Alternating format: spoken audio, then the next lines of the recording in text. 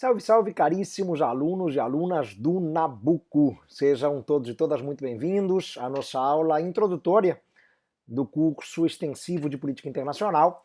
Lembrem que o nosso curso extensivo é um curso vivo, o que significa dizer, claro que as aulas são sempre atualizadas, são sempre trazidos novos elementos para a discussão de cada um dos temas, e isso, no caso da política internacional, é extremamente relevante, porque a política internacional é, por definição, uma disciplina dinâmica, na medida em que o tempo todo temos fatos novos acontecendo no âmbito global, no âmbito internacional, e é preciso, claro, podermos acompanhar muito de perto, com lupa, o que há de novo de um ano para o outro. Então, essa ideia de um curso extensivo vivo aqui no Nabucco foi um grande acerto, e para a API isso é fundamental. Claro que há alguns temas em que não há mudança, então pode haver o aproveitamento, evidentemente, de um ano para o outro. É o caso, por exemplo, dos temas relativos à história da política exterior do Brasil, que aí é uma pegada mais histórica. Mas, de um modo geral, os temas da política nacional, praticamente,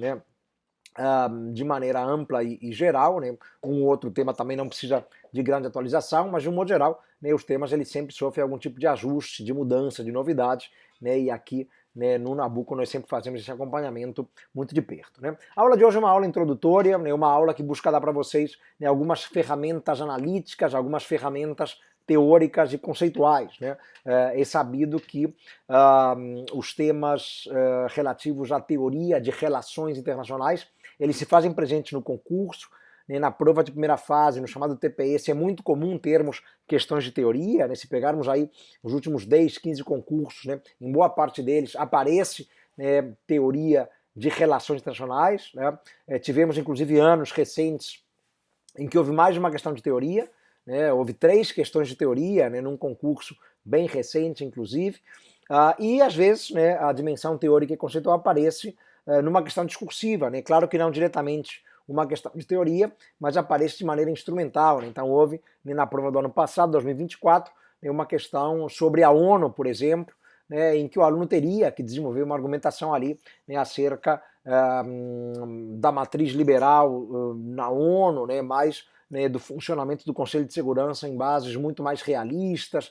Se o aluno não trouxesse esses elementos, claro, acabaria perdendo parte da pontuação do quesito. Então, esta nossa aula introdutória busca trazer para vocês justamente essas ferramentas teóricas, conceituais, para depois, no decorrer do curso, o nosso curso é um curso longo, um curso com uma grande carga horária, conseguirmos efetivamente uma boa análise, conseguirmos aplicar, inclusive de maneira instrumental, eventuais conceitos teóricos para o entendimento da realidade global.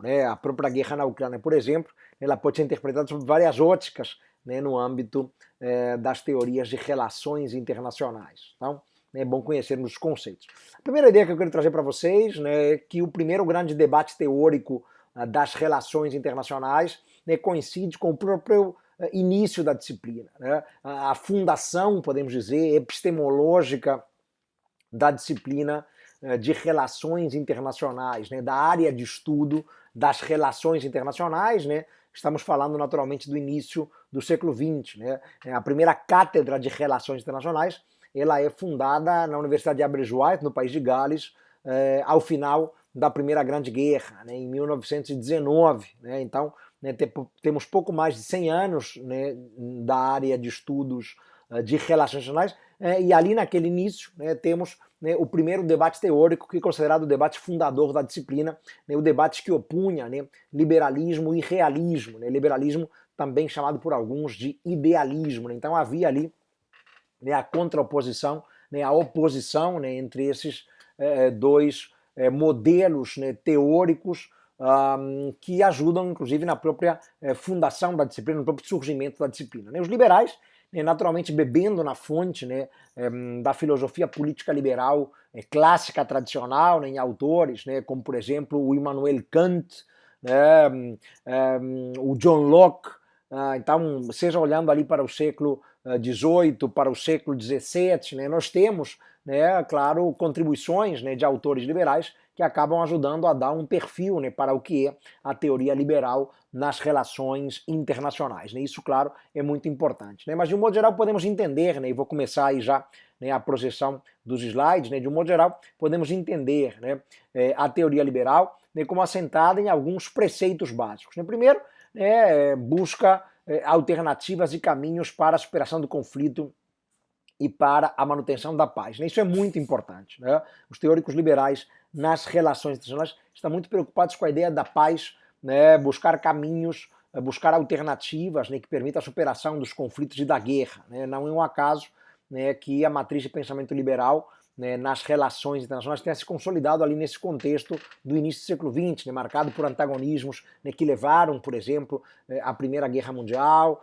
né, à própria influência da Primeira Grande Guerra. Então são teóricos que tentam justamente, né, encontrar alternativas e possibilidades, né, que levem os estados a cooperarem e a superarem, né, uma dinâmica mais conflitiva, uma dinâmica mais marcada por antagonismo nas relações entre si. Então há esse esforço, né, a busca pela paz, né, a superação do conflito, né, e há uma crença na lógica de cooperação, né?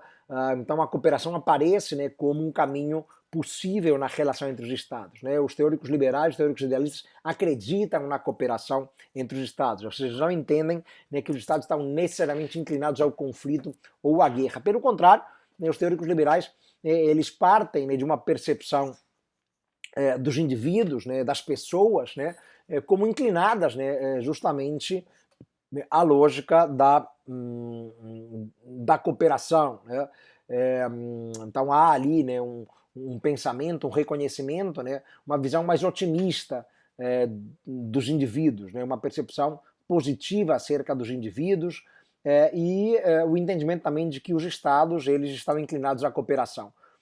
Os Estados eles de alguma maneira se deixam levar, né, por um impulso cooperativo, pela lógica, né, de reconhecerem, né, uma harmonia de interesses na relação entre si, né? E aí há uma influência, por exemplo, do pensamento kantiano, né, isso é muito importante, que parte da ideia, né, do reconhecimento de que as repúblicas, né, têm esse pensamento mais em favor do público, né, a res pública, a coisa pública, né? Então pensar no coletivo, pensar no conjunto, né, reconhecer uma harmonia de interesses, né, e naturalmente, né, buscarem uma cooperação a partir daí, né? O Kant escreve no final do século XVIII, né, coincidindo com as revoluções liberais, né, a grande obra dele, né, A Paz Perpétua, é publicada em 1795, e ele aponta ali justamente para a ideia de que as repúblicas, diferentemente das monarquias absolutistas, né, elas buscam uma cooperação, né, porque elas, né, se deixam levar por uma postura mais cooperativa, mais solidária, reconhecendo a harmonia de interesses, né, pensando no público como no coletivo, é diferente, né, das monarquias absolutistas, que são egoístas, né? Então o Kant contrapõe razão a egoísmo, né? A razão das repúblicas, né, o Estado racional, ele busca a cooperação. O indivíduo, né, racional, ele busca o entendimento com outro indivíduo, né? Agora, o indivíduo egoísta, né, ele acaba recorrendo à violência, né? O Estado egoísta, é o caso das monarquias absolutistas, né? As monarquias absolutistas, né, na visão liberal kantiana, são egoístas por definição, né? A frase atribuída ao rei Sou, o Luís XIV, meus caros alunos e alunas, né, o Estado sou eu, né, l'état c'est moi, né, uma frase claramente egoísta, né?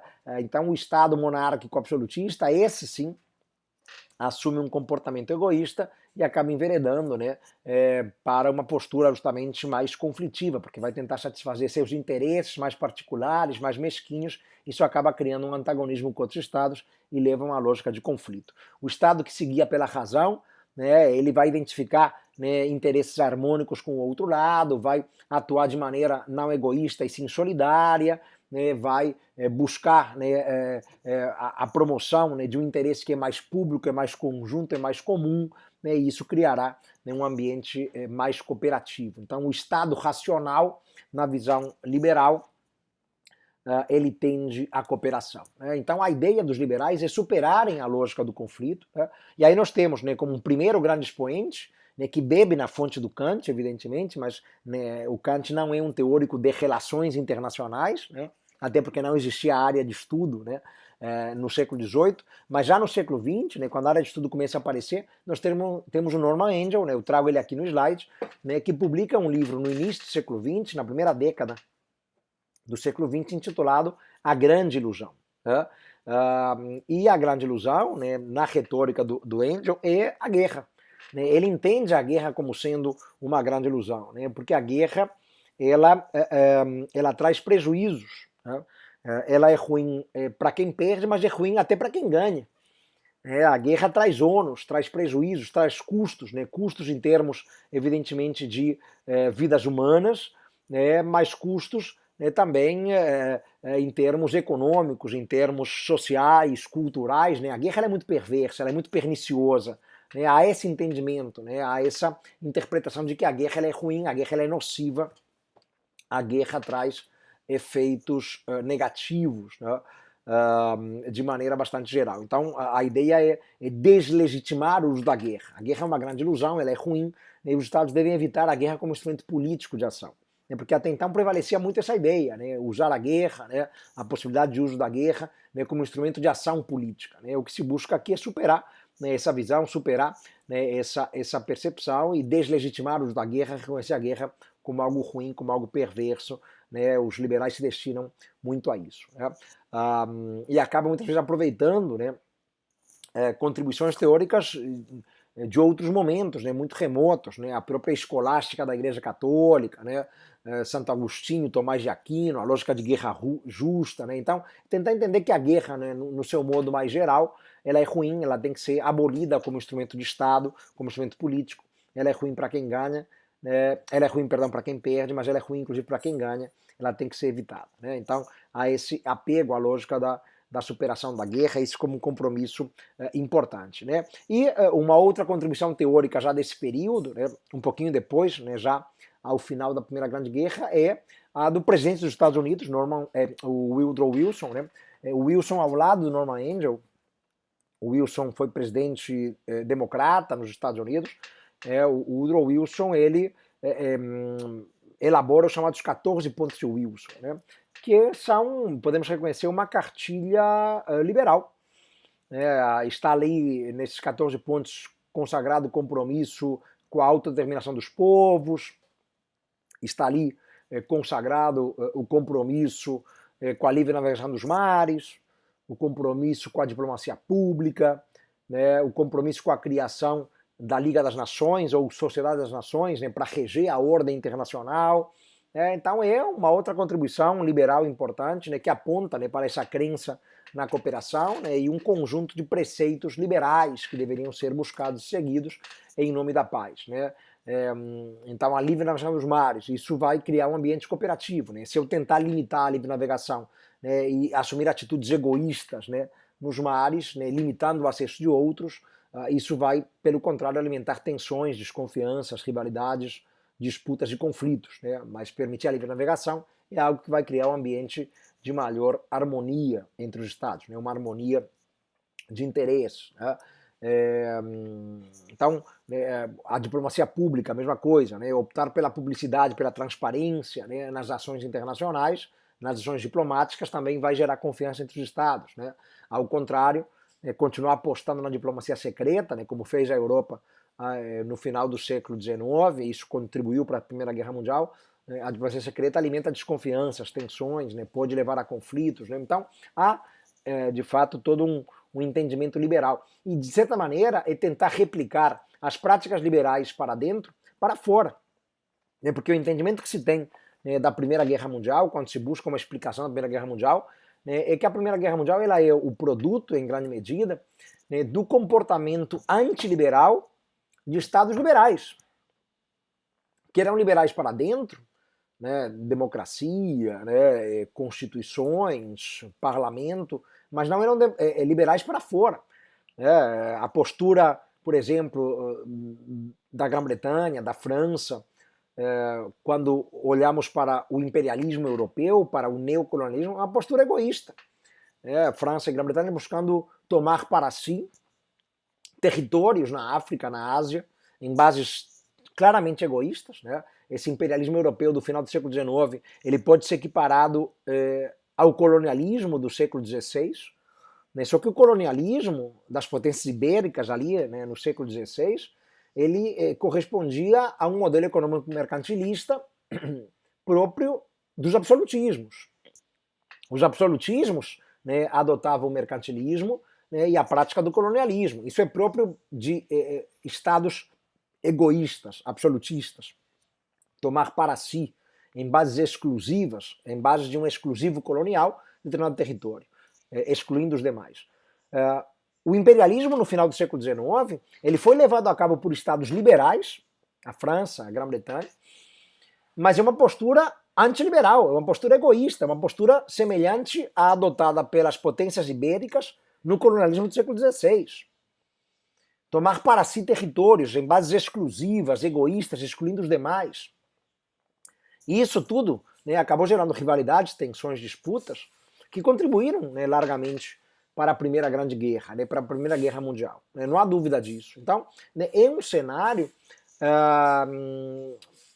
de instabilidades que se vê ali às vésperas da Primeira Guerra Mundial, e a conclusão dos teóricos liberais é de que não basta ser liberal para dentro, é preciso ser liberal para fora também. É por isso esse tópico que eu trago, né, que é transferir a estabilidade interna das repúblicas, das democracias, para o plano internacional.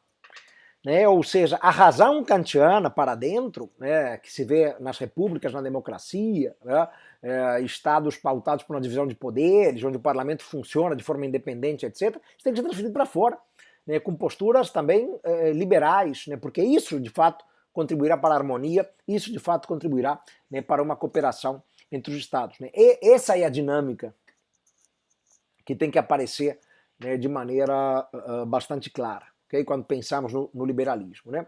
E aí, né, alguns destaques que eu já antecipei, uma visão otimista, né, da natureza humana, então entende-se o indivíduo, né, de maneira positiva.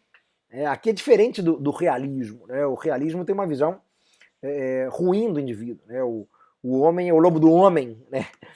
Pensa o Thomas Hobbes, né? no famoso Leviatã. Os liberais não, eles pensam o contrário. Né? O homem é bom.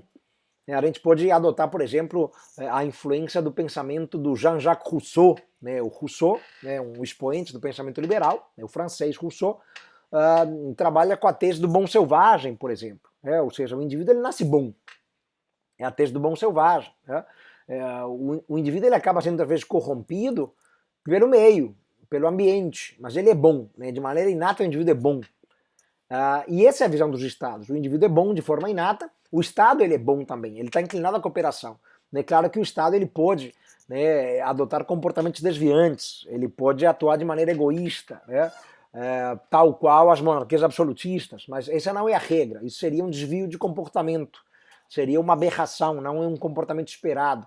O comportamento esperado dos Estados é um comportamento racional, né, pautados pela busca do interesse público, comum, conjunto, né, a identificação de uma harmonia de interesses. Né? Então há uma visão otimista, né, dos Estados e da natureza humana. Né? E a lógica da racionalidade. Né? Os Estados agem racionalmente, só que a racionalidade para os liberais é a racionalidade dentro da visão kantiana. O Estado racional é o Estado que coopera. O Estado irracional é o que não coopera. Né? Essa é a lógica. Né? Então, o comportamento esperado do Estado racional é a cooperação. O comportamento não esperado, a aberração, né, o desvio de comportamento é a postura egoísta.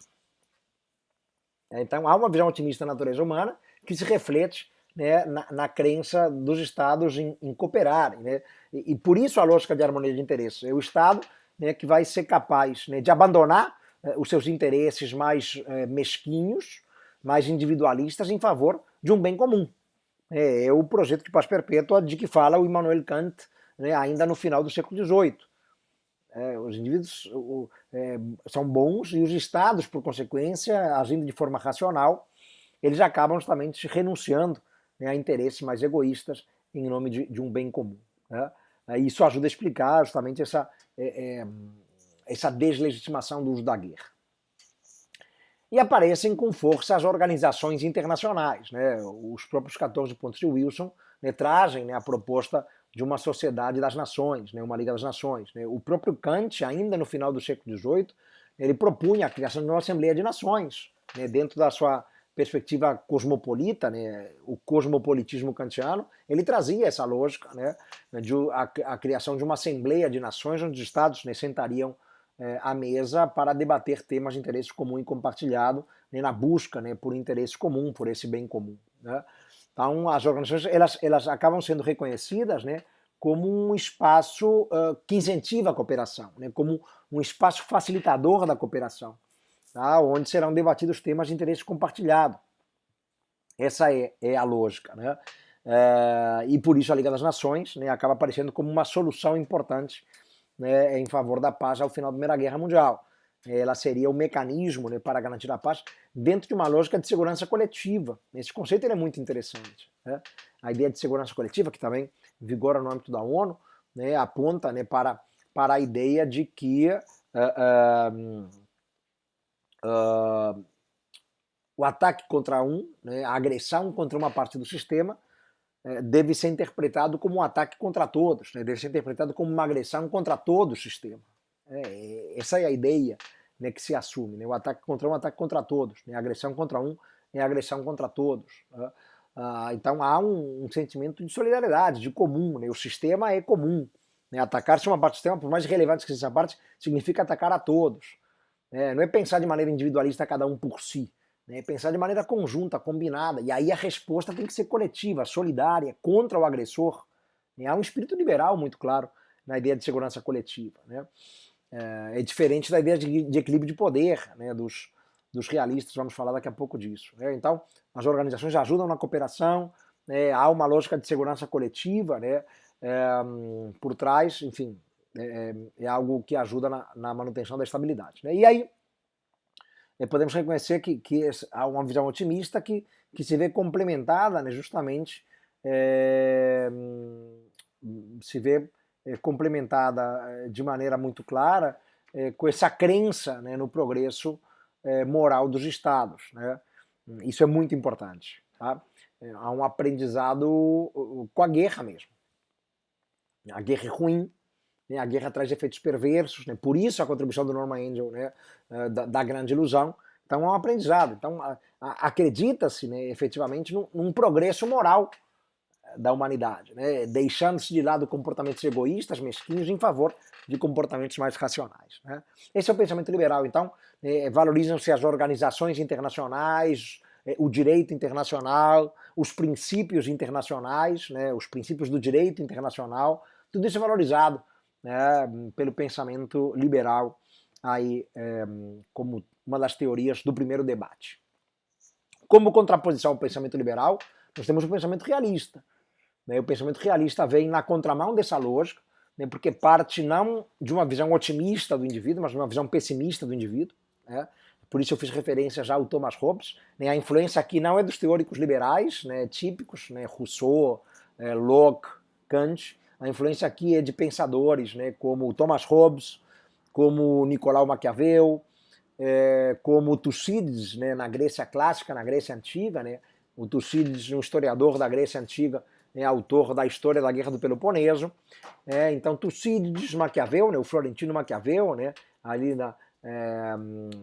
no Renascimento europeu, em Florença, um nome importante, autor de uma série de obras, né? A mais famosa é O Príncipe, né? O Thomas Hobbes também, autor de uma série de obras, né? A mais famosa é o Leviatã. Então são pensadores aproveitados pelos realistas, né? Nesse primeiro debate teórico, para partir de uma outra premissa, né? Uma premissa, né, que entende o indivíduo como inclinado à violência. O homem é mau. O Thomas Hobbes é taxativo ao dizer que o homem é o lobo do homem. O homem é mau. Ora, se o homem está inclinado à violência, né, se o homem é mau, né, isso naturalmente acaba levando também, né, a uma postura violenta dos Estados. Os Estados são maus também. Os Estados também estão inclinados, né, à violência. Né? O homem é mau, o Estado é mau. Esse é um ponto bastante dramático, né? E tem que ser reconhecido. O homem é mau, o Estado é mau. O homem é egoísta, mesquinho, o Estado é egoísta, mesquinho. Então, acaba-se chegando à lógica de que o que prevalece entre os Estados é um conflito de interesses, não uma harmonia de interesses. com o agravante, né, de que, diferentemente do que acontece nos estados, no âmbito internacional, não existe, né, um ente político que permita superar a anarquia. Esse é um conceito muito importante para nós aqui, né, nesta aula introdutória. Tá? No âmbito doméstico, né, dentro dos estados, nas sociedades nacionais, originalmente os indivíduos viviam no chamado estado de natureza. E o Hobbes caracteriza isso como sendo um cenário de guerra de todos contra todos, marcado por um antagonismo claro, direto, guerra de todos contra todos, né, onde prevalece o medo da morte violenta. Os indivíduos egoístas, cada um buscando seus interesses mais mesquinhos, né, fatalmente entrarão em confrontação um com o outro, né, o interesse de um vai esbarrar no interesse do outro, né, haverá um conflito de interesses, né, isso gerará um clima de violência e hostilidade, né, guerra de todos contra todos, né, e prevalece a partir daí o medo da morte violenta. Né? Então isso acaba naturalmente, né, gerando, né, um cenário de preocupação, né, com a sobrevivência. Né? O indivíduo, né, é da natureza humana o instinto de sobrevivência. E para sobreviver, né, em um ambiente de hostilidade, em um ambiente anárquico, de anarquia, que é esse estado de natureza, os indivíduos decidem abrir mão, em nome da sobrevivência. Tá? Eles decidem abrir mão de parcelas de sua soberania, né, de sua liberdade. Né? A soberania no indivíduo é a sua liberdade ampla e restrita. Então, né, os indivíduos eles topam abrir mão, né, de parcelas de sua liberdade em nome, né, de um ente político que organize a vida social superando-se o estado de natureza. Esse ente político é o Estado. Né? Para o Hobbes, o Estado é o Leviatã. Né, na obra de Thomas Hobbes, né, o Estado é o Leviatã. Esse grande monstro, né, composto por um conjunto amplo de poderes que vai limitar as liberdades individuais em nome de uma ordem, em nome da superação do estado de natureza. Sai-se do estado de natureza, né, e passa-se para o estado político. Né? Então supera-se a anarquia, criando-se hierarquia. Né? Essa é a lógica. Né? Supera-se a lógica da anarquia, né, superando-se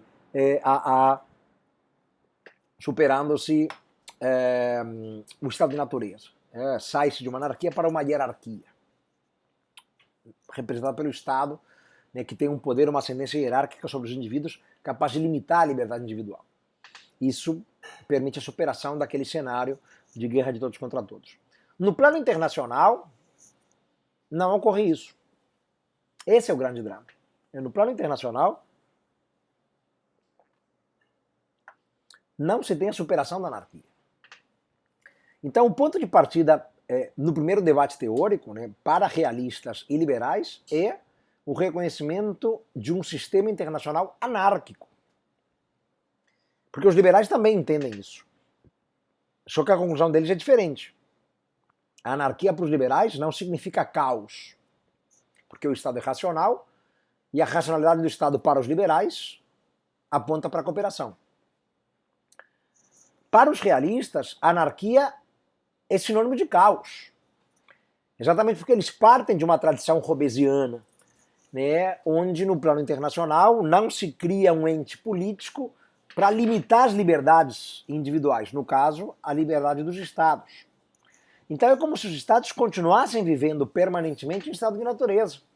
Não se cria um Estado mundial acima da vontade soberana dos Estados, capaz de limitar a soberania dos Estados em nome de uma ordem, em nome da superação de um estado de natureza. Então, no plano internacional, continua havendo uma anarquia. Não há nenhuma autoridade política acima dos Estados. Então é anarquia. E reparem que a anarquia é o contrário de hierarquia. No âmbito doméstico, criou-se uma hierarquia. O Estado, o Leviatã, que vai permitir a superação do estado de natureza. No plano internacional não se cria uma hierarquia. Né? O Estado, o cenário internacional é anárquico, caracterizado por Estados soberanos, onde não há nenhum poder acima deles. Isso é muito importante. Né?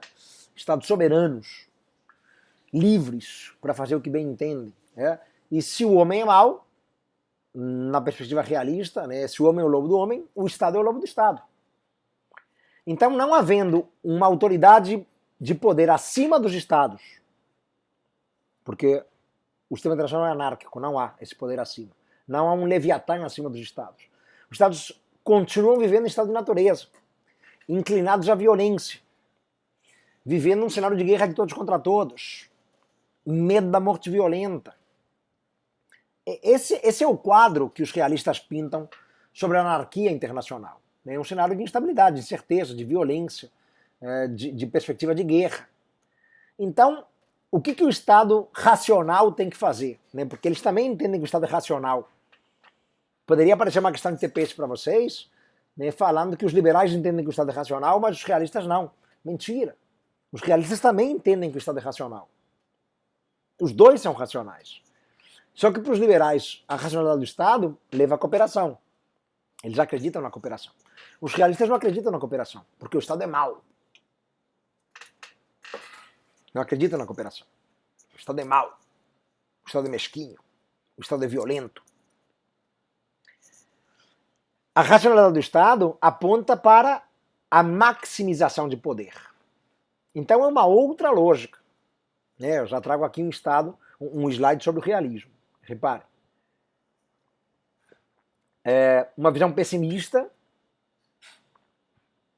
das relações internacionais, que são conflituosas por natureza, porque parte-se dessa lógica de anarquia, uma anarquia hobbesiana, uma anarquia como sinônimo de desordem, de caos, de violência, de estado de natureza, guerra de todos contra todos. Os indivíduos maus, egoístas, racionais, e a racionalidade do indivíduo leva a desconfiança em relação ao outro. A racionalidade leva a não confiar no outro. É o contrário do pensamento liberal.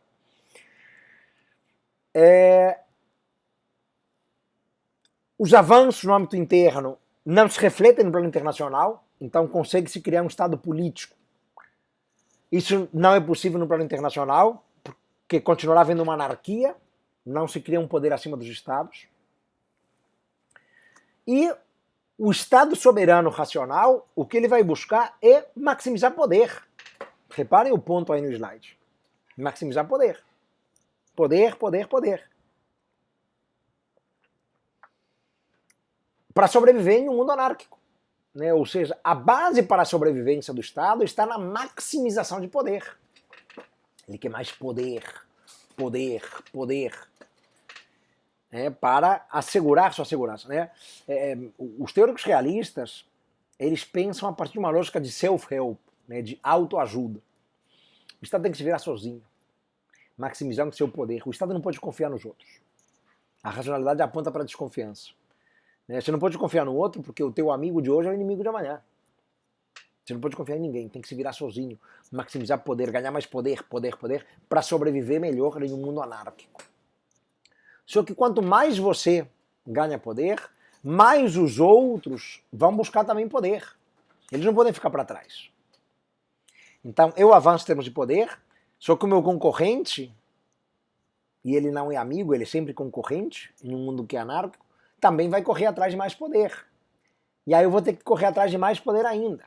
E aí ele fará o mesmo. Então entramos numa dinâmica que explica o dilema de segurança.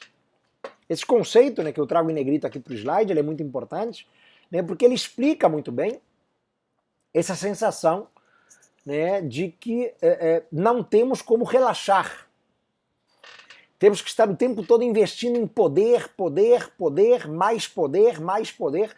Eu não posso respirar aliviado, eu não posso relaxar. Porque se eu parar no tempo, o outro vai me passar em termos de poder. Isso não pode acontecer. Porque na medida em que somos concorrentes em um mundo anárquico, se o outro me passa em termos de poder, ele estará muito mais inclinado a me atacar.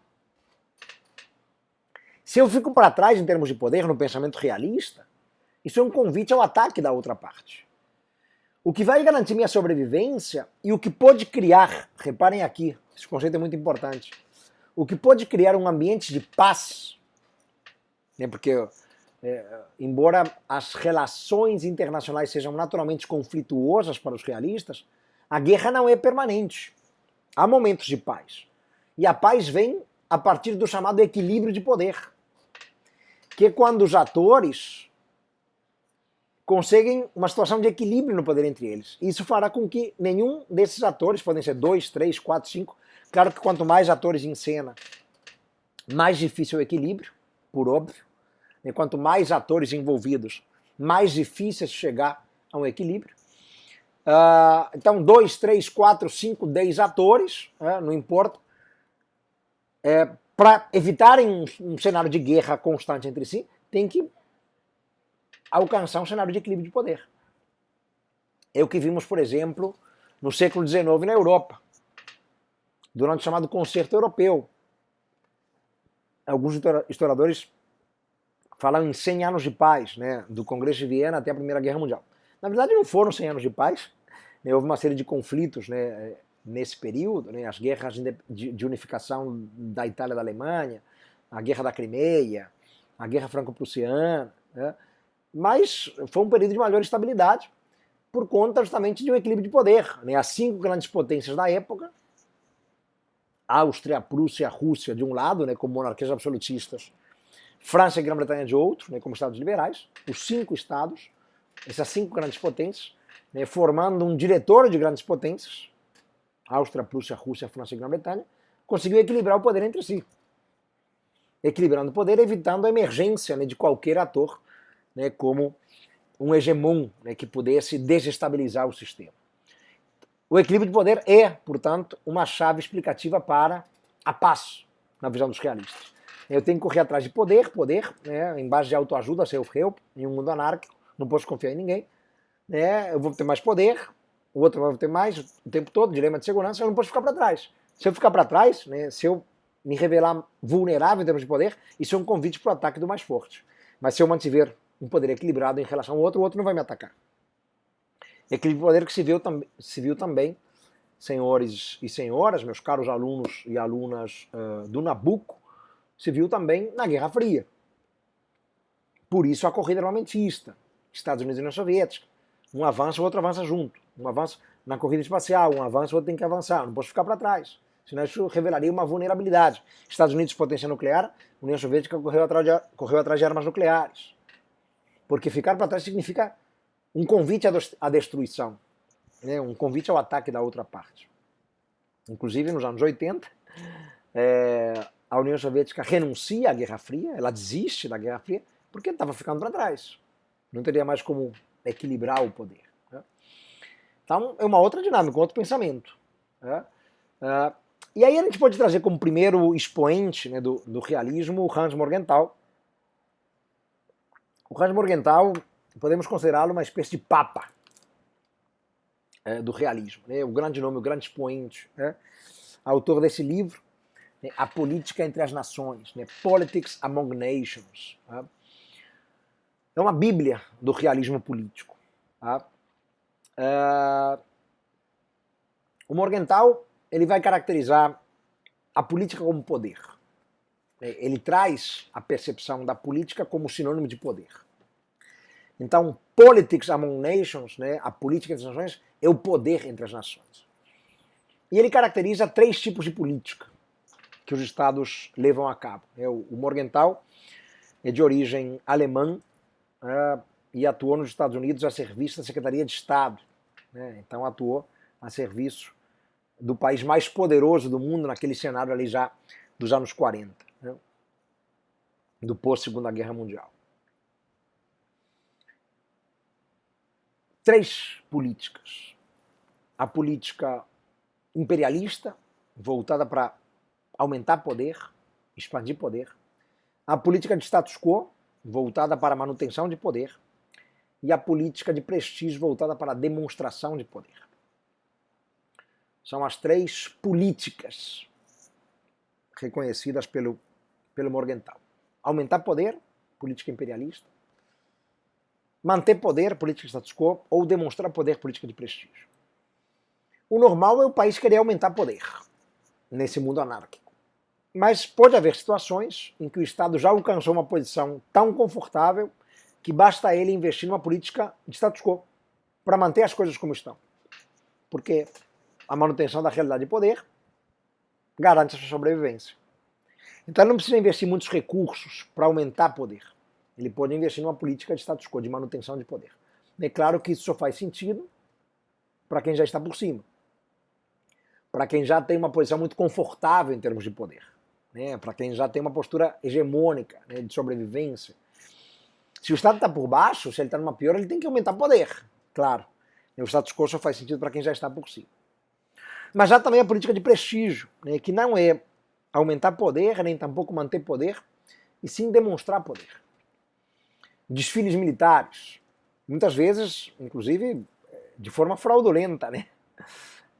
Blefe, mas é uma demonstração de poder. Eu faço aquele desfile militar espetacular, né, onde, né, desfilam, minhas tropas, meu armamento, né, para intimidar os outros. A demonstração de poder é uma forma também importante para sobreviver num mundo anárquico. O Morgenthau também fala que as recepções diplomáticas de embaixadas, né, muitas vezes servem a isso, demonstração de poder. Você faz aquela recepção espetacular, né, servindo-se finas iguarias, né, caros vinhos, né, champanhe, para impressionar. Né? O prestígio é uma forma de poder também. Né? Um dos exemplos talvez mais clássicos da história de demonstração de poder foram as bombas atômicas lançadas no Japão, em agosto de 45. As bombas atômicas no Japão não foram para aumentar poder dos Estados Unidos, nem tampouco para manter poder. Claro que elas ajudaram, evidentemente, a encerrar a guerra no Pacífico, foram determinantes para a rendição japonesa logo depois, e encerrar a guerra na vertente do Pacífico. Mas foram muito mais um recado à União Soviética do que ao Japão. O Japão ia capitular em algum momento. Então, aquelas ações, em agosto de 45, se explica muito mais como uma forma de demonstração de poder dos Estados Unidos perante a União Soviética. Nós temos, vocês não têm. A União Soviética não tinha ainda armas nucleares. Os Estados Unidos queriam demonstrar esse poderio, né, inigualável na história militar. Queriam demonstrar a capacidade de devastação de bombas atômicas para intimidar a União Soviética. Cuidado. Nós temos e vocês não têm. Política de prestígio, demonstrar poder. Isso é interessante. Né?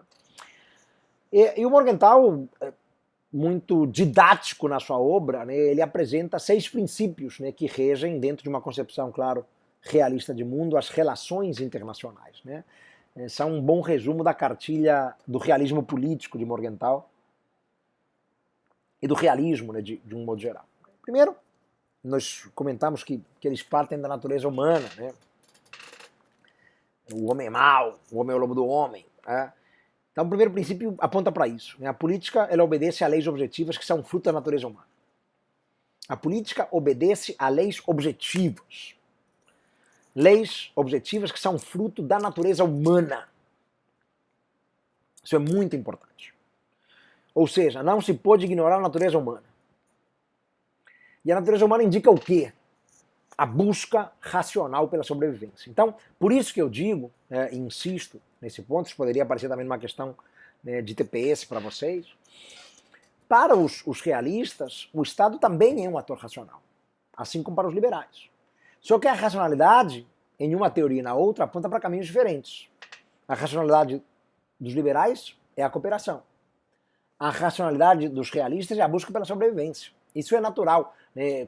Se eu jogo um bebê recém-nascido, né, na água, ele vai ali tentar nadar. Para sobreviver. Né? Se eu jogo uma criança de 1 ano, ela vai se, enfim, debater toda ali, né, para tentar sobreviver. É da natureza humana.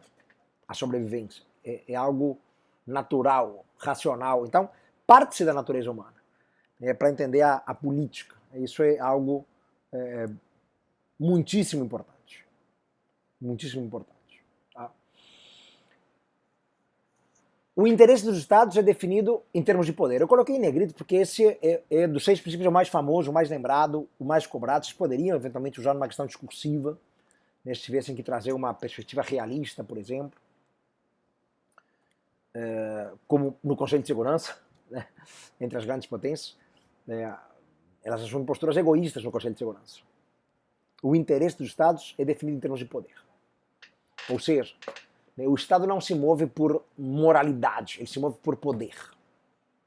O interesse dos Estados não é definido por critérios morais, é definido por poder. Poder. Pode ser poder econômico, poder militar, poder cultural, poder. Né? O Morgenthau traz essas dimensões. Né? O poder econômico, o poder militar, o poder cultural, poder. O interesse dos Estados é definido em termos de poder. O Estado ele adota estratégias, ele promove ações que alavancam seu poder. Ou mantém seu poder numa realidade status quo. Ou demonstram seu poder. Poder, poder, poder, sempre. Tá? Só que, claro, entender em termos de poder não significa que os interesses eles são fixos. A percepção de poder ela pode variar com o tempo, evidente. É o entorno e a realidade que acaba definindo os meus interesses. O interesse não é fixo.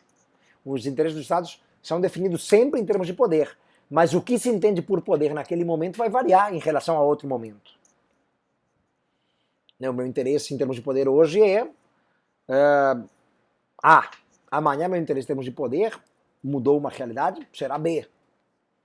Então, os interesses não são fixos ou permanentes. Né? O fato de afirmarmos que o interesse é sempre definido em termos de poder não significa que o interesse seja fixo ou permanente, porque a percepção de poder, o entendimento de poder pode variar de um momento para outro.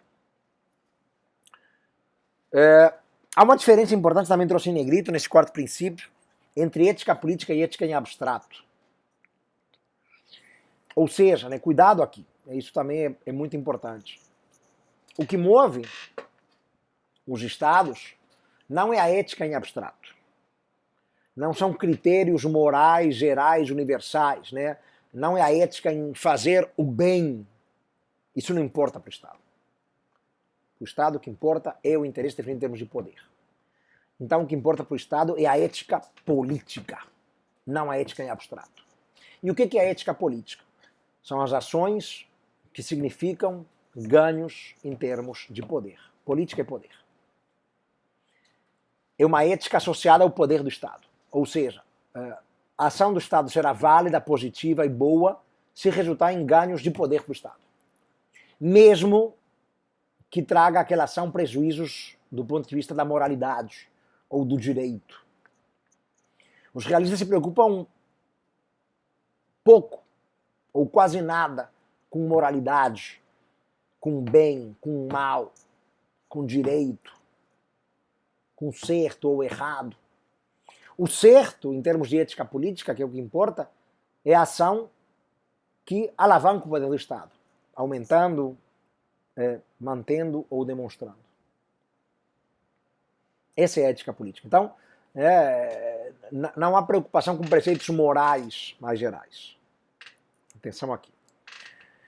E os princípios morais de uma nação, que naturalmente existem, né? Cada nação tem seu padrão de moralidade, mas esses padrões morais eles não podem ser tidos como universais, porque nenhuma visão é mais verdadeira ou mais correta que a outra.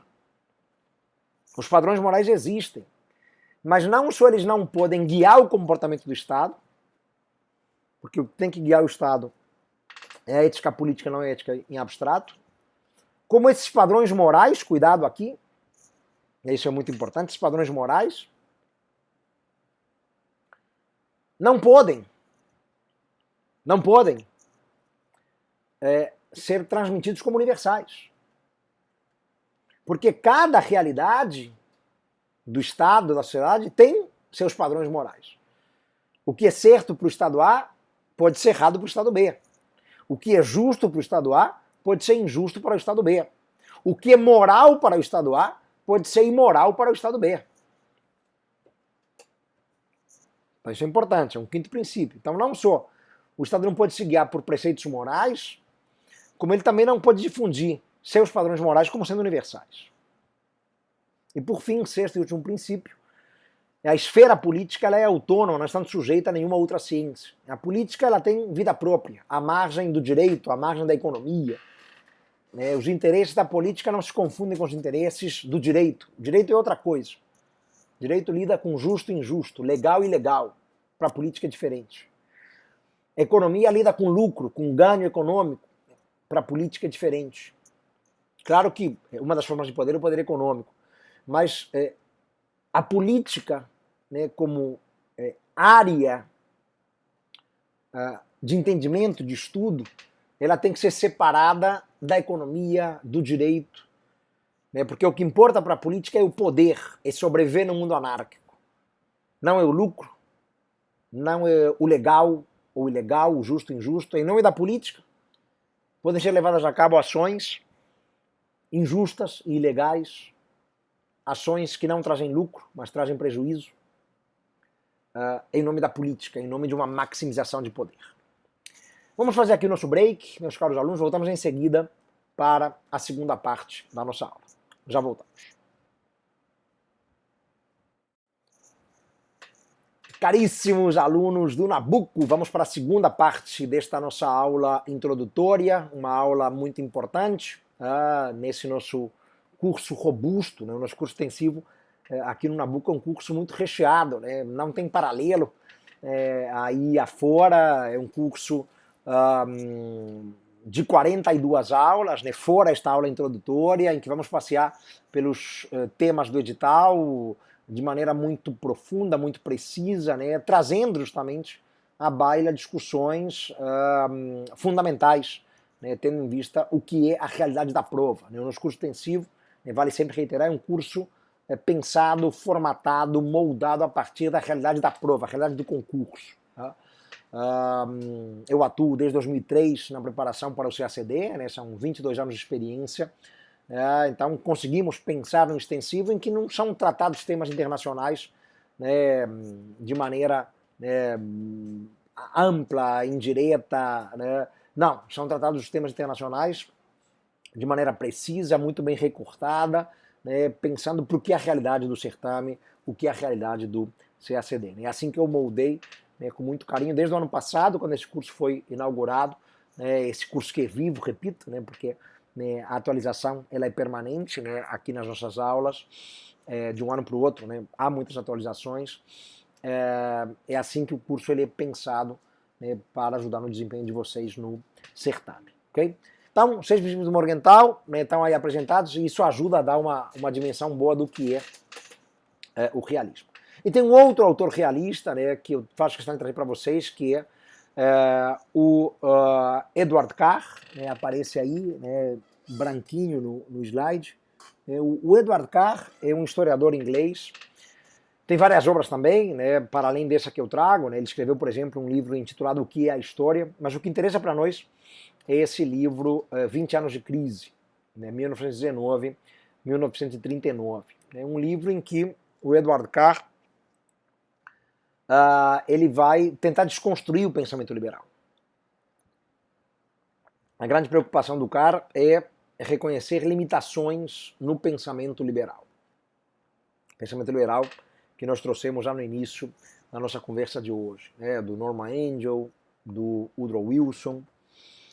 E o Carr pega o período entre guerras, por isso o título do livro, 20 anos de crise, 1919-1939. É para mostrar que aquelas projeções feitas pelos liberais, de um mundo marcado pela estabilidade, pela paz, na esteira aí dos 14 pontos de Wilson, na esteira da criação da Liga das Nações, nada disso se concretizou. Nada disso se realizou. Esse é o recado do Edward Carr. E aí ele faz uma contraposição entre realistas e utopistas. Isso é muito interessante. Utopistas ou utópicos, mas ele chama de utopistas. Ele reconhece os liberais, os idealistas, como sendo utopistas. Eles são utópicos. Eles se descolaram da realidade, ao abraçarem princípios, ideais, que o Carr não descarta de plano. Né? O cara é interpretado por muitos como um realista via média, um realista mais soft do que o Morgenthau. O Morgenthau seria um realista mais hard, né, mais durão. Né? Aqui teríamos um realista mais soft. Porque ele reconhece os méritos. Né? O Morgenthau não faz isso. Né? O Morgenthau descarta preceitos morais. Né? O Carr não, ele reconhece os méritos dos preceitos morais, dos ideais, dos princípios, né, do direito internacional, mas entende que não pode ser só isso. É preciso fincar um pé na realidade. Né? A realidade que exige a sobrevivência dos Estados, né? Exige uma atenção muito cuidadosa no poder. Né? E o Carr também traz, né, algumas dimensões de poder. O poder é o elemento essencial da política, né? Nesse ponto ele se aproxima claramente do Morgenthau, por isso, né, ele é colocado como realista, porque ele pensa o poder, poder, poder, embora não descarte os preceitos morais na sua totalidade, mas ele destaca o poder militar, o poder econômico, o poder sobre a opinião. Né? No livro dele, ele traz uma parte para falar disso, né, do poder sobre a opinião. Isso é importante, né, porque é o controle sobre a opinião pública, né, como um instrumento de poder muito valioso. A mídia pode ser usada para isso, por exemplo, né, um controle sobre a opinião pública. Né, o poder sobre a opinião é algo marcante, né, não é tão fácil de mensurar quanto o poder militar ou econômico, mas é uma forma de poder também. Então, o esforço do cara é para desconstruir, deslegitimar o pensamento liberal por entender que ele fica descolado da realidade, né, muito preso a direitos ideais, mas perde a noção de poder, de Estado, né, o poder como elemento fundamental da própria política. Né, isso acabaria comprometendo o entendimento adequado da realidade. Então lembrem que há esse realista mais via média, né, que é o Edward Carr. Uma outra teoria, ou escola teórica de pensamento, faço questão de trazer um comentário sobre ela, nem trouxe slide sobre essa corrente teórica, mas vou expor aqui para vocês, que é a chamada escola inglesa. Já tivemos questão, né, de prova no CACD sobre a escola inglesa. A escola inglesa é muitas vezes entendida, ela própria, como uma via média entre as teorias do primeiro debate. O primeiro debate teórico, né, realismo e liberalismo, né, acabamos de fechar, é o debate fundador da disciplina, e a escola inglesa aparece como uma via média entre essas duas teorias, né, porque de fato ela aproveita elementos de ambas. A escola inglesa aproveita o olhar atento para o Estado, para o poder. A escola inglesa não deslegitima a ideia de guerra, até porque o próprio direito internacional acolhe a ideia de guerra, né, de uso da força. Então há um olhar atento para Estado, para poder, para uso da força, para guerra, elementos próprios do realismo, para anarquia, né, importante, mas ao mesmo tempo abraça princípios, normas, regras, o direito internacional, a história. A escola inglesa, né, teóricos, né, importantes como Hedley Bull, né, autor da obra A Sociedade Anárquica, Adam Watson, né, autor da obra A Evolução da Sociedade Internacional, são as obras-primas, né, da escola inglesa. O Hedley Bull é considerado o grande expoente, né, ele não é o fundador dessa corrente teórica, né, o Martin White é o fundador, mas o Hedley Bull superou o mestre. Né, se tornou o personagem mais icônico, mais transcendente, mais famoso, né, que mais reverbera, que é mais reconhecido. Né? A Sociedade Anárquica é o título do livro do Hedley Bull, icônico. O Adam Watson, discípulo do Bull, escreve um livro intitulado A Evolução da Sociedade Internacional, e aí traz muita dimensão da história. O conceito base para a escola inglesa é o conceito de sociedade internacional. Quando pensar em escola inglesa, pensem nesse conceito, sociedade internacional. Que é, como diz o Bull, uma sociedade anárquica. Porque a escola inglesa, assim como liberais e realistas, parte também da ideia de uma anarquia internacional.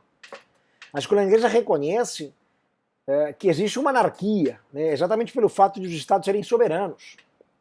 Não há uma estrutura de poder que paire acima dos Estados. O Estado a unidade básica das relações internacionais, ele é soberano, não há um poder acima deles. Né? Por isso que é uma anarquia internacional. O sistema internacional é anárquico. Só que os teóricos da escola inglesa falam em sociedade anárquica.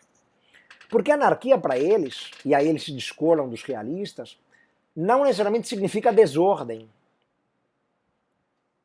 caos, guerra. Pode haver uma sociedade anárquica. E a sociedade pressupõe uma ordem. É muito importante o conceito de ordem internacional para a escola inglesa. Né? A sociedade internacional, né, conceito básico da escola inglesa, parte de uma ideia de ordem. E essa ordem ela é promovida, né, ela é alcançada, ela é gerada a partir de um compartilhamento. Veja como isso é importante, meus caros alunos e alunas do Nabucco, a partir de um compartilhamento de princípios, de normas, de regras, de costumes. O direito internacional tem os costumes, né, como fonte de direito. Né? Então, princípios, normas, regras, costumes, tudo isso vai moldar uma sociedade internacional. Os estados, eles acabam compartilhando princípios, normas, regras, costumes. Então, eles acabam vivendo em uma sociedade. E isso implica em ordem. Por mais que não haja uma estrutura de poder pairando acima dos estados, há uma ordem internacional. Então, quando pensarem em escola inglesa, lembrem que eles olham para a história, eles olham muito fortemente para o direito internacional. O conceito básico para eles é o conceito de sociedade internacional. Eles trabalham muito com a lógica de ordem associada a essa sociedade internacional. E é uma sociedade anárquica. Então, a anarquia está lá, mas a anarquia não é desordem, não é bagunça. Né? Pelo contrário, há o reconhecimento de uma ordem. Por isso que é uma via média. Né? Muitas vezes se entende a escola inglesa como uma via média entre as teorias do primeiro debate, né? Realismo e liberalismo. Muito importante, só uma pequena digressão sobre a escola inglesa. O segundo debate teórico é um debate mais metodológico. O primeiro debate, o debate fundador, realismo versus liberalismo. O segundo debate teórico é um debate mais metodológico. Não é um debate epistemológico, ontológico. Não discute a ontologia das relações internacionais, nem a epistemologia, né, o conhecimento, a teoria de conhecimento na disciplina. Discute metodologia, basicamente. E vai contrapor esse segundo debate teórico, de um lado os tradicionalistas e de outro lado os cientificistas ou behavioristas. Vou usar o termo daqui a pouco em um slide que vamos projetar. Então, o segundo debate, de um lado opõe os tradicionalistas e de outro lado os cientificistas ou behavioristas. O behaviorismo, meus caros alunos e alunas, é um movimento que vem das ciências sociais, que aponta para um esforço de trazer um maior rigor científico para as ciências sociais. Trazer para as ciências sociais um rigor científico que é mais próprio das ciências naturais, das ciências duras. É isso. Então, por exemplo, a experimentação, a quantificação, são métodos naturalmente usados nas ciências duras, nas ciências naturais, que são importados via behaviorismo, via esse movimento behaviorista, para as ciências sociais. Então, é preciso definir uma pergunta de pesquisa, uma hipótese, testar essas hipóteses, validá-las, né, promover alguma forma de experimentação, trazer alguma metodologia mais quantitativa, né, trazer a estatística, por exemplo, né, para a produção de conhecimento, estatística muito própria da matemática, né, trazida, por exemplo, né, para a produção de conhecimento nas ciências sociais, né, em metodologias mais quantitativas. E acreditava-se que assim estaria se dando um maior rigor científico e uma maior validade, né, a esse conhecimento produzido. Tá? Esse é o behaviorismo, que é o que está na origem do segundo debate. O tradicionalismo é fazer conhecimento, ou produzir conhecimento do modo tradicional, a partir da mera observação, da história, e aí você produz conhecimento. Né? Quando determinada realidade se repete muitas vezes, esse é um conhecimento válido. Então, é promover deduções, induções, né? Mas sem um rigor científico maior, né? Da experimentação, da quantificação. Tá? Então, a partir, sobretudo, ali, né, dos anos 60, 70, começa a haver um maior cuidado cientificista. Emergem teorias nas ciências sociais e nas relações internacionais. Né? As relações internacionais são uma parte da ciência política, né? Onde há essa influência cientificista. Né? E vamos comentar agora teorias que acabaram sendo impactadas por esse cientificismo. Né? Isso é muito importante. Tá? Então, o segundo debate teórico é esse, né? Um debate metodológico, né? Tradicionalistas, o jeito tradicional de produzir conhecimento, versus behavioristas ou cientificistas. Vamos dar esse salto para os anos 70, onde veremos, né, um terceiro debate teórico em curso, o debate interparadigmático, marxistas, racionalistas, realistas. É um debate entre grandes paradigmas teóricos, né? É o chamado terceiro debate. É o debate interparadigmático, o debate entre paradigmas. O paradigma globalista, né, marxista, que pensa o poder de uma outra maneira, a partir de uma relação de exploração, de mais-valia, né? Aí é o Marx na veia, né? Aqueles que vêm das áreas de ciências sociais e ciências humanas certamente já estudaram o marxismo em alguma medida. Então há toda uma tradição, há todo um paradigma teórico influenciado pelo marxismo nas relações internacionais, né? Teorias neomarxistas, né? Por exemplo, o Wallenstein, né? O Immanuel Wallenstein trabalha com a teoria do sistema mundo, centro, periferia, semiperiferia. Vocês já ouviram falar disso, né? Nas aulas de geografia, quiçá, já tem ouvido falar, né? Centro, periferia, semiperiferia, né? Teoria do sistema mundo. O centro explora a periferia, né? A periferia também é explorada pela semiperiferia, né? Numa relação de exploração, de dominação, né? De opressão, de mais-valia. Né? A periferia basicamente só conta com seus meios de produção, seria o trabalho. Né? O centro tem o capital. Então é uma lógica bem marxista. Né? Então é pensar o poder não numa lógica de sobrevivência de sistema internacional anárquico, mas um pensamento marxista acaba reconhecendo uma certa hierarquia. Né? Quem tem o capital tem uma dominação hierárquica sobre quem só tem a força de trabalho. O centro sobre a periferia, ou a semiperiferia sobre a periferia. Né? O Brasil seria semiperiferia, também exploraria alguma periferia, mas é explorado pelo centro. Né? Então, uma tradição globalista, marxista. A tradição realista, na sua vertente neorrealista, vamos falar em seguida. O poder do modo como já concebemos. E a tradição racionalista, pluralista.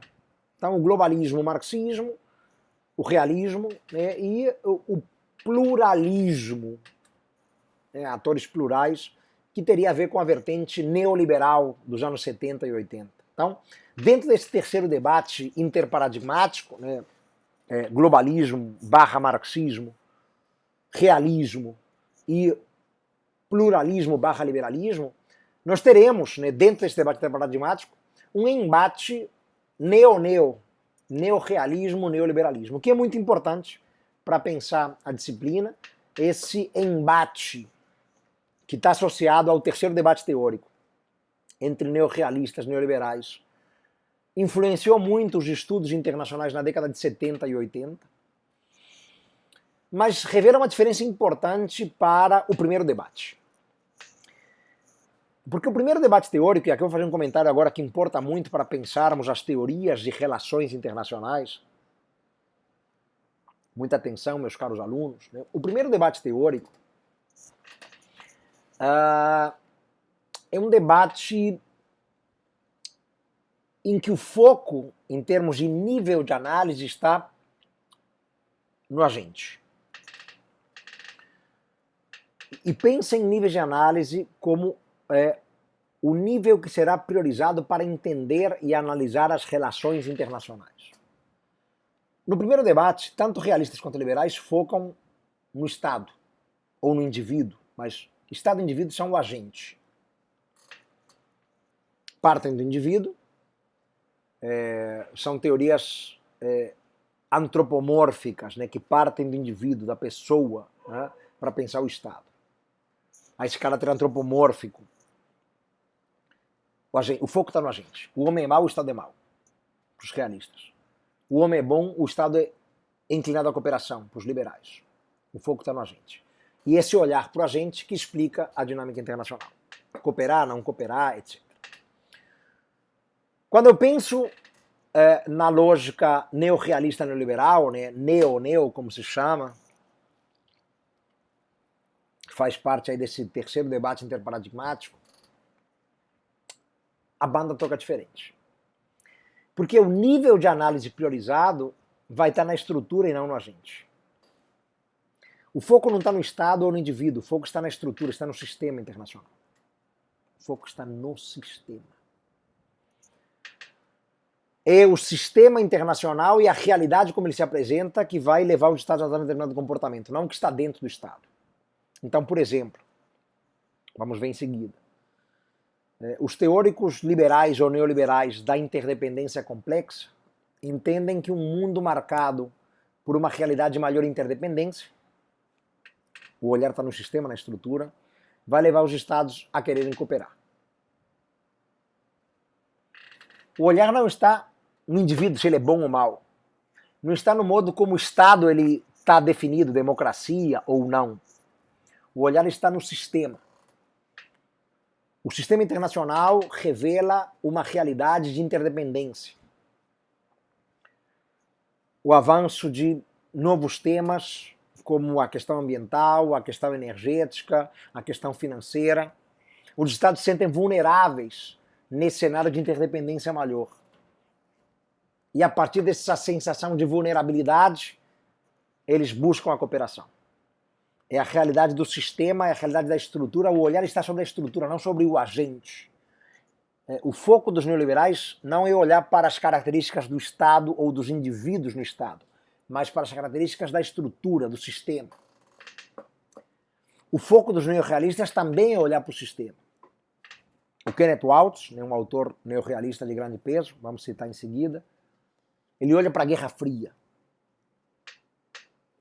Não importam as características do Estado, se é Estados Unidos ou União Soviética, se é liberal ou antiliberal, se é uma democracia ou um regime totalitário, autocrático. Eu não tenho que olhar para o Estado e para suas características. Eu não olho para o agente, eu olho para a estrutura. E a estrutura me apresenta uma Guerra Fria, marcada por hostilidades, antagonismos, anarquia, o medo da sobrevivência, o temor de uma guerra termonuclear. Essa realidade leva os Estados, por mais diferentes que eles sejam, Estados Unidos e União Soviética, a assumirem os mesmos comportamentos na dinâmica da Guerra Fria. Busca por áreas de influência, militarismo, corrida armamentista. Não importa, Estados Unidos ou União Soviética, os dois tiveram as mesmas posturas diante da Guerra Fria. Mesmo com características muito diferentes. Como Estado, muito diferentes. Os dois se lançaram de peito aberto na corrida armamentista. Os dois buscaram consolidar áreas de influência. Os dois apostaram no militarismo. O que define o comportamento do Estado é a estrutura. São os constrangimentos sistêmicos, os constrangimentos que vêm da estrutura que definem o comportamento do Estado, e não as características internas dele. Se é democracia, se é ditadura, se é liberal ou antiliberal, se tem uma sociedade civil livre ou não, se tem um parlamento independente ou não. Então, a grande diferença para o primeiro debate está em que o foco nesse debate neorrealismo e neoliberalismo, né, que integra o terceiro debate, o debate interparadigmático, o foco está, em termos de nível de análise, na estrutura, não no agente. Poderia ser proposta uma questão de concurso para vocês, falando em nível de análise. Agente, estrutura, estrutura, agente. As teorias do primeiro debate focam no agente. As teorias do terceiro debate, neoliberalismo e neorrealismo, do debate neo-neo, focam na estrutura.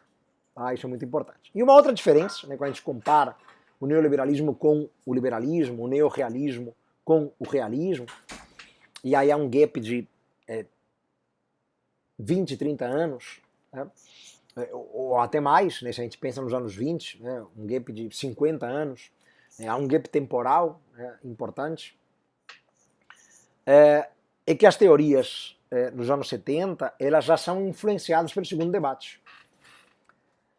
Tanto o neoliberalismo quanto o neorrealismo buscaram incorporar uma metodologia mais cientificista. São teorias impactadas pelo behaviorismo. Trazem, por exemplo, da matemática e da economia a teoria dos jogos.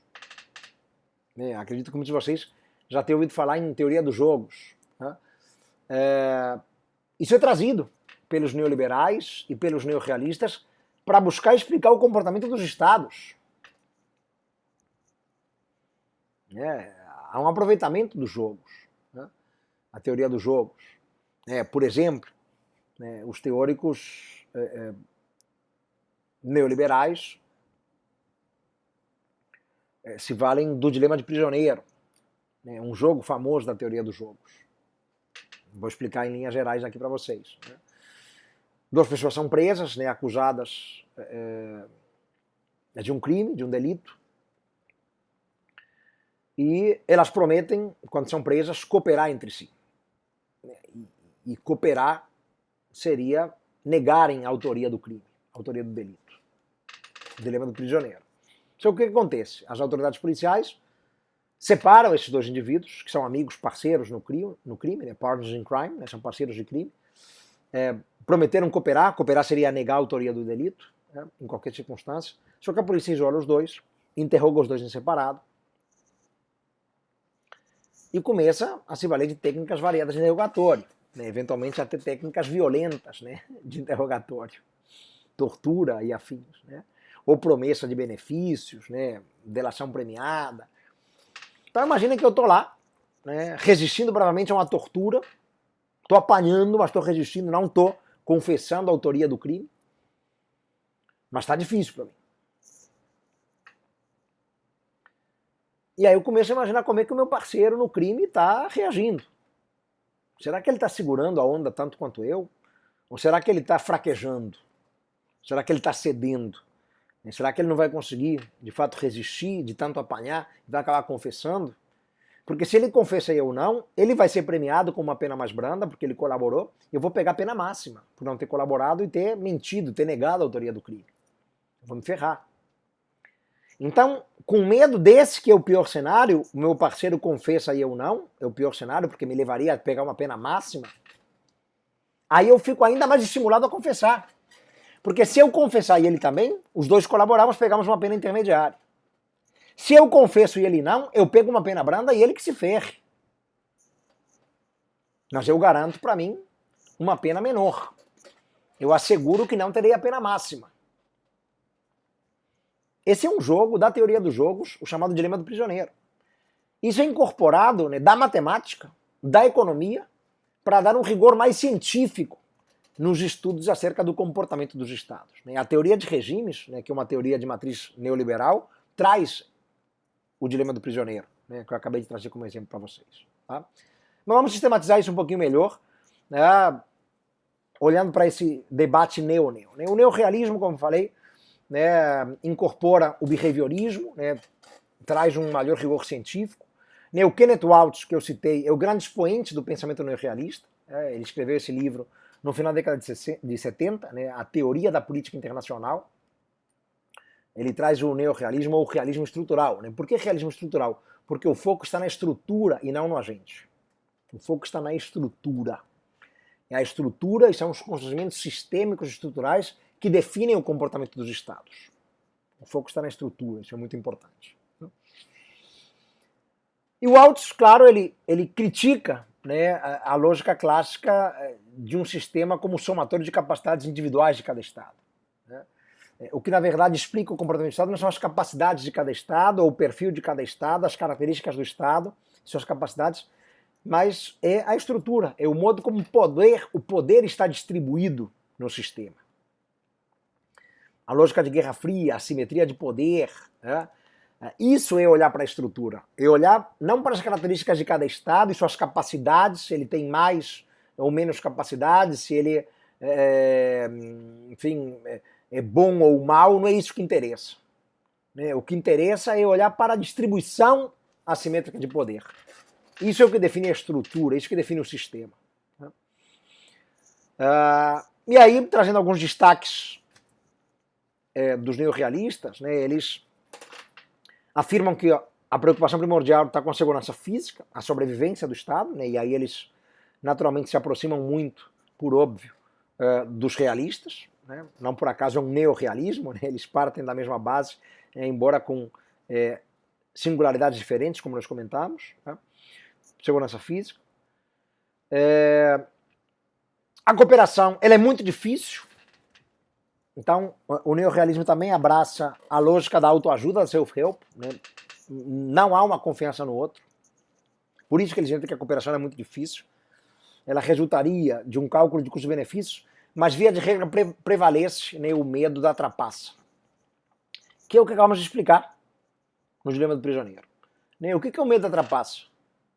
É o medo de eu estar resistindo no interrogatório e o meu amigo estar trapaceando.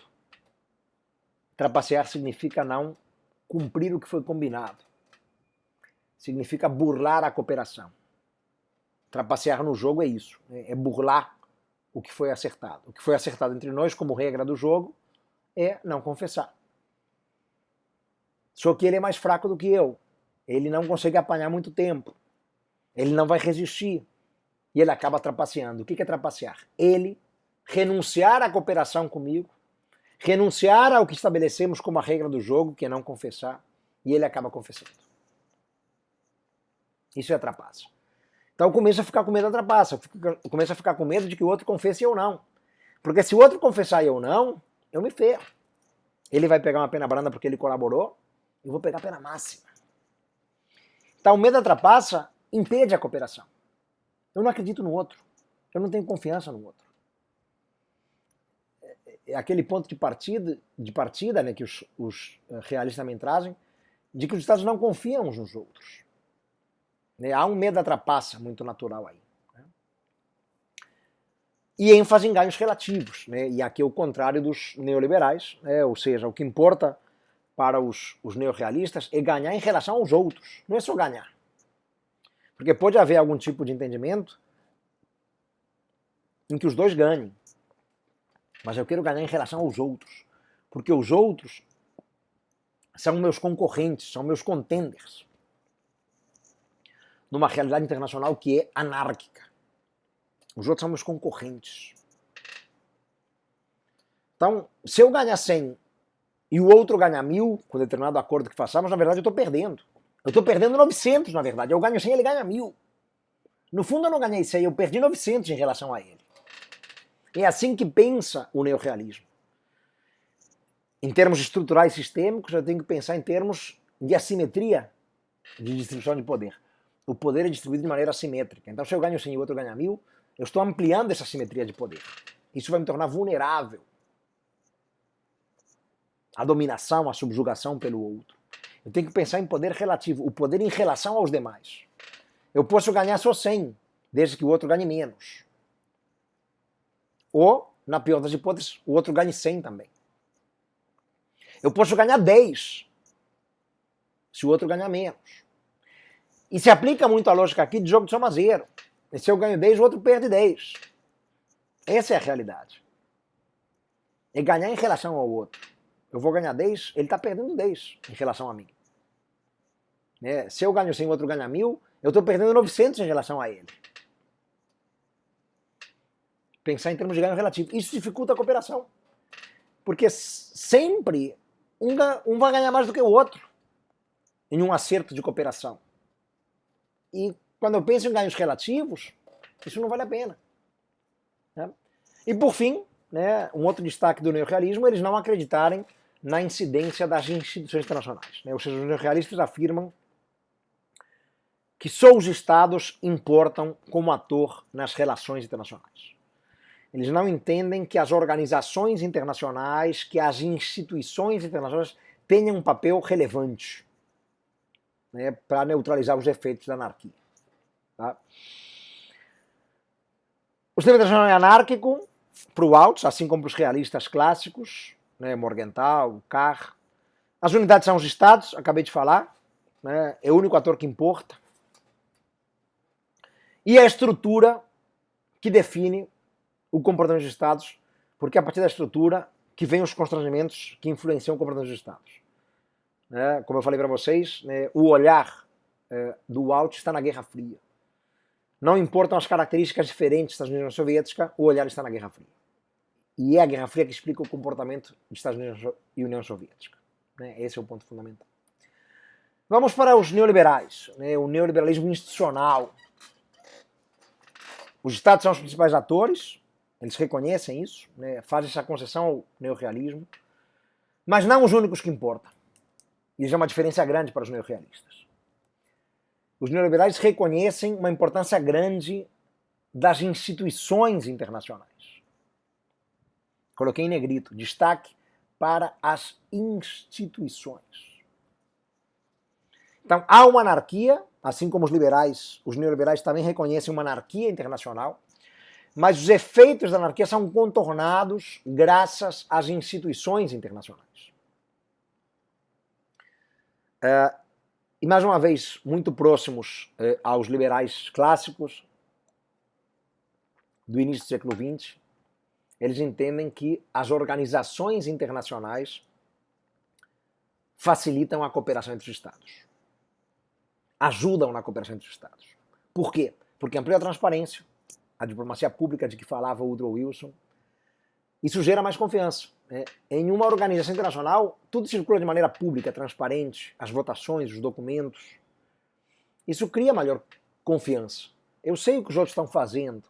Eu sei a movimentação dos outros. Os documentos que eles produzem eu tenho acesso, eu tenho como lê-los. A votação é aberta. A diplomacia pública gera um ambiente de maior confiança e a maior confiança, claro, isso é intuitivo, gera um ambiente de maior cooperação. Ao contrário, a diplomacia secreta, ela gera desconfiança. Então, dentro das organizações internacionais, se aposta pela publicidade, transparência, isso gera confiança, né, amplia as chances de cooperação. Nas organizações internacionais, há mecanismos de monitoramento, há mecanismos de sanção. Tudo isso desestimula a trapaça. O tal medo da trapaça, de que falam os realistas, ficará largamente diminuído, atenuado. É muito menor. Há um monitoramento sobre o comportamento dos Estados. Então o Estado ele pode ser pego no flagra. Ninguém quer ser pego no flagra. Então os Estados tendem a trapacear menos, porque eles são monitorados dentro das organizações internacionais. Se eles forem pegos no flagra, eles poderão ser punidos. É comum as instituições internacionais, as organizações internacionais trazerem mecanismos de sanção. Isso desestimula ainda mais a trapaça. Existe a chamada sombra para o futuro. O comportamento de hoje projeta uma sombra para o amanhã. Então, se eu me coloco hoje como um ator que trapaceia, eu vou ser prejudicado na minha imagem, eu vou ser isolado pelos meus pares, dificilmente eles toparão firmar qualquer novo acerto comigo. Né? Há uma sombra para o futuro. Né? A ação de hoje projeta uma sombra para o amanhã. Isso também desestimula a trapaça, eu ficarei marcado naquela instituição, porque eu não vou jogar só uma vez. Né? Dentro de uma organização internacional, eu vou jogar o tempo todo. Isso é importante. Issue linkage, né? Eu posso querer trapacear num tema, mas esse tema vai estar vinculado a outro tema, onde eu vou ser prejudicado. Então eu posso querer trapacear na questão comercial, mas isso vai me trazer impactos negativos na área ambiental, ou o contrário. Eu posso querer trapacear na área ambiental, porque eu não me importo com o meio ambiente, mas isso vai me trazer prejuízos na área comercial, na área econômica. Issue linkage. Então isso também desestimula, dentro de uma organização internacional, a trapaça. E não trapacear significa cumprir o que foi acertado, cumprir a regra do jogo, significa cooperar. Então as organizações ajudam na cooperação, né, para os neoliberais. E eles pensam em termos de ganhos absolutos. Basta ganhar. É o pensamento dos liberais, né? Como eles não pensam no outro como um concorrente, como um contender, não há essa lógica de jogo de soma zero. Aqui prevalece a lógica de um jogo de soma positiva, em que é possível os dois ganharem. Um pode ganhar mais do que o outro, mas os dois ganham, isso já está ok. Porque não há aquele clima de hostilidade, de desconfiança, de jogo de soma zero. Eu ganho 10, o outro ganha 100, bacana, pô, me paga um chopp aí, você ganhou mais do que eu, mas eu estou feliz porque eu ganhei também. E a partir desse pensamento neoliberal, né, desenvolve-se a perspectiva da interdependência complexa, que é muito importante. Né? Nos anos 70, dois autores, né, de matriz liberal, o Robert Keohane e o Joseph Nye, publicaram esse livro Poder e Interdependência, Power Interdependence. Né, o Keohane é um grande expoente do pensamento neoliberal institucional, que acabamos de comentar. E eles reconhecem uma realidade internacional diferente nos anos 70. Não há só estados, mas há outros atores internacionais relevantes, né, organizações internacionais, organizações não governamentais, empresas transnacionais. Há outros temas no centro das relações internacionais, não são só os temas ligados à paz e segurança. Há outros temas, como a questão ambiental, já aparece nos anos 70 forte. Houve a Conferência de Estocolmo em 72, vamos falar dela nas aulas de meio ambiente ao longo do curso, né, Estocolmo 72, muito importante. Temos a crise do petróleo em 73, né, isso traz uma preocupação com a questão energética. Temos o fim do padrão dólar-ouro em 71, traz uma preocupação com a questão financeira. Então, choque do petróleo, fim do padrão dólar-ouro, traz impactos, né, na questão monetária, cambial, né, no comércio internacional. Conferência de Estocolmo sobre o meio ambiente, são outros temas. Nesses temas, importam não só os estados, importam os cientistas, as empresas transnacionais, as organizações não governamentais, as organizações internacionais de caráter governamental. E isso faz, e aí vem o tópico 3, né, com que a ênfase e o peso, a dimensão militar se veja reduzido. Né, num debate ambiental, num debate energético, num debate sobre crise financeira, fim do padrão dólar-ouro, as armas nucleares não serão mais tão determinantes. Né? O poderio militar, a envergadura militar de um Estado não será mais tão determinante. Cuidado aqui. Então, há um peso relativo menor do poderio militar. Nessa realidade que eles pintam, percebe-se uma interdependência maior dos atores. Os Estados, eu coloco aí na observação, se sentem mais vulneráveis. Há uma percepção de vulnerabilidade dos Estados. Né?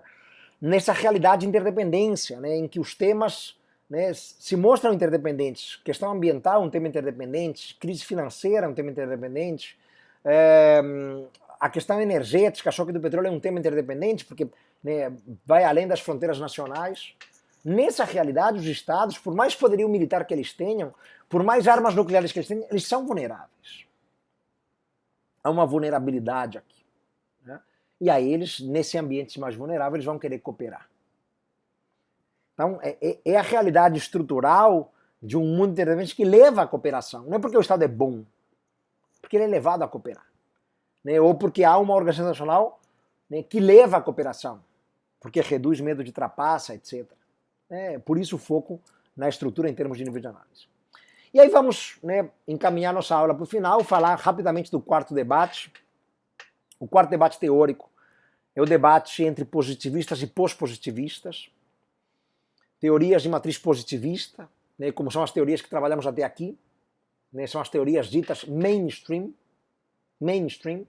realismo, liberalismo, neorrealismo, neoliberalismo, escola inglesa, teorias positivistas, né, que acreditam no positivismo, né, na centralidade da razão, né, na separação sujeito e objeto, na possibilidade de produzir um conhecimento objetivo, verdadeiro.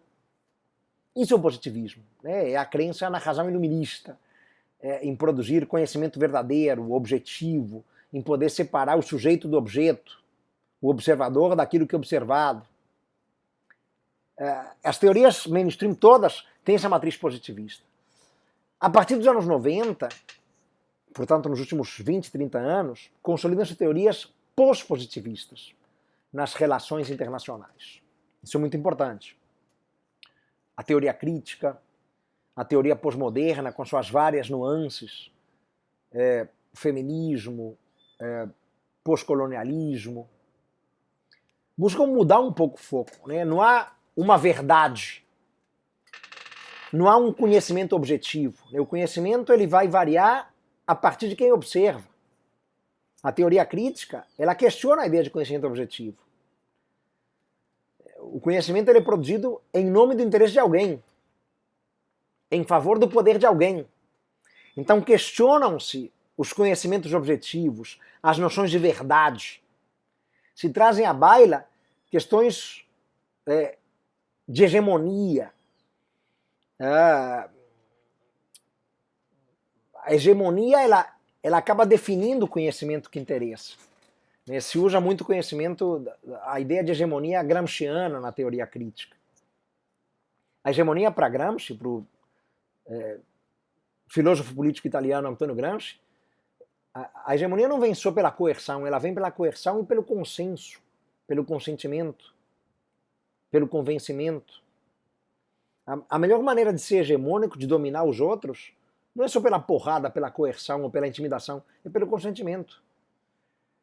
É conquistar e seduzir por meio da mídia, da opinião pública, da diplomacia pública. Eu estou dominando, mas ele não se dá conta que está sendo dominado. E o conhecimento é um instrumento de poder. Já dizia o Foucault. O Foucault é um teórico pós-moderno muito importante. Conhecimento é poder. O Foucault trabalha com essa ideia.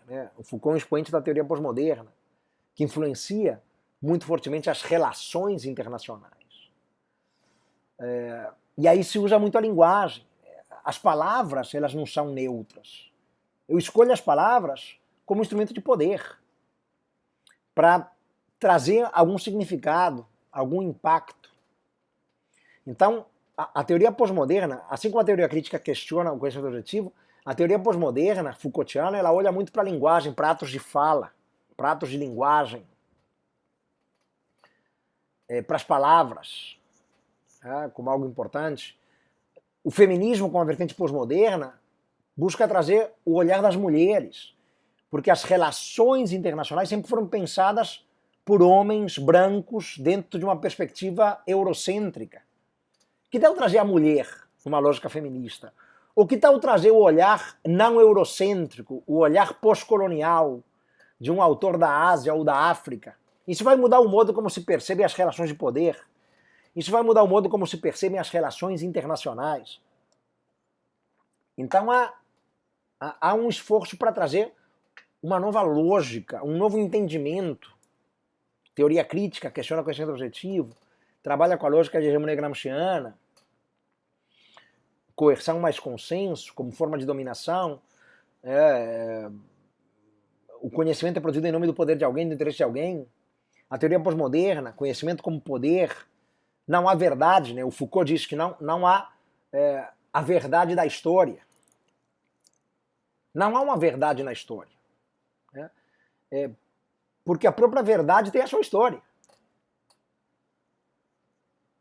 Então não tem como encontrar a verdade da história.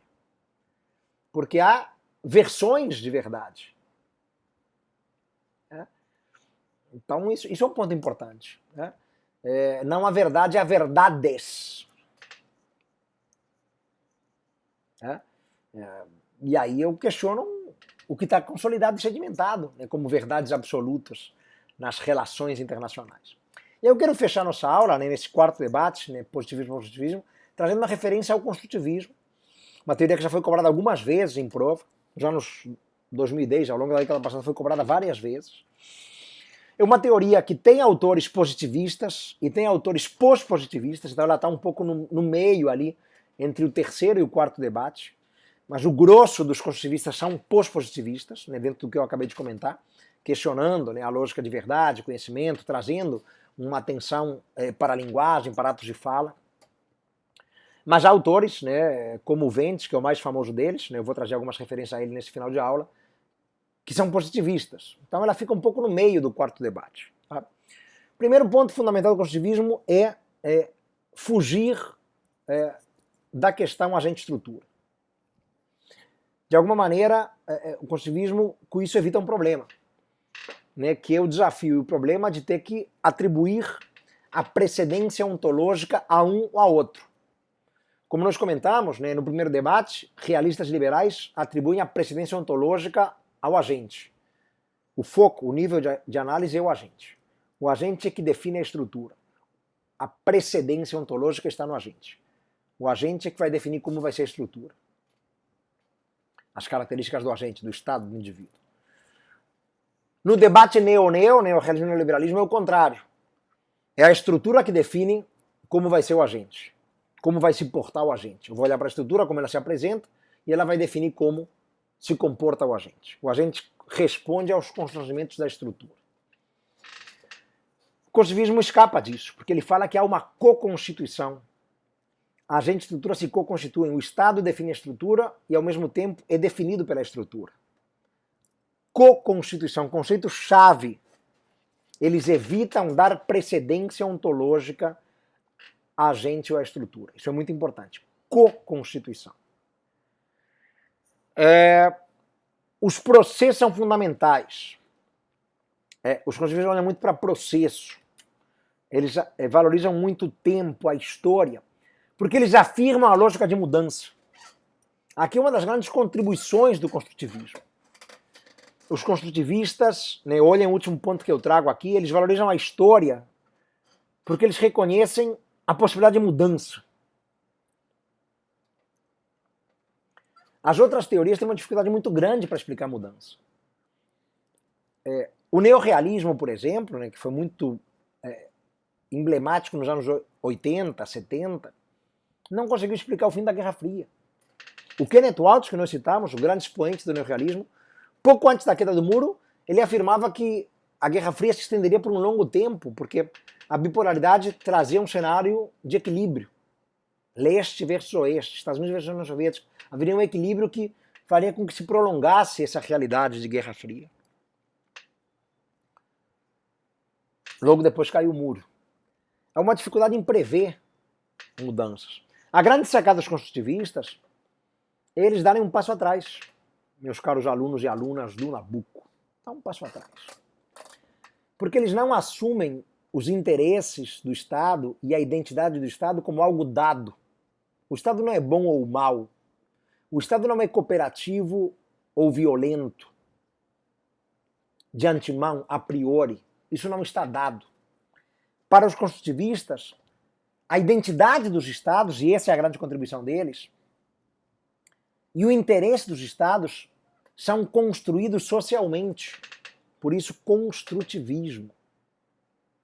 A identidade do Estado e o interesse do Estado emergem das relações entre os Estados, das interações interestatais. É daí que emerge a identidade e o interesse dos Estados. O Estado não é a priori bom ou mal, cooperativo ou violento. Isso vai ser definido a partir da interação dele com os demais. Dizem os construtivistas que as interações entre os Estados produzem ideias, significados, eles valorizam muito as ideias, a interação social, a interação intersubjetiva entre sujeitos vai levar à emergência de ideias, de significados, que vão formatar a identidade do Estado e o interesse do Estado.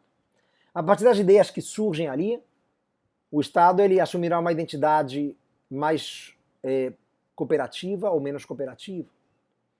Assumirá um interesse maior ou menor pela cooperação. Os construtivistas entendem essa mudança.